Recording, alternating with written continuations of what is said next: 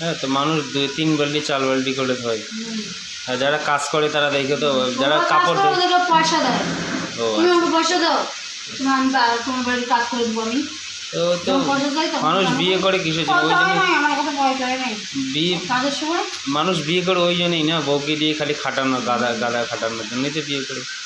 তো কি তা বাড়ির কাজ করার জন্যই তো মানুষ বিয়ে করে নাকি? তা আদার্স কি কাজের জন্য বিয়ে করে? ওই বাড়ির কাজ করার জন্যই বিয়ে করে মানুষ, বুঝতে পারছো?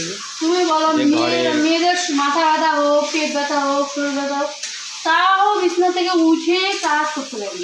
যখন বাবার বাড়িতে থাকি না আমরা, একদিন মনে কি বলবো, আর বাবার বাড়িতে ছিলাম, কে কি করতে করবো, আমার শরীর চলে না।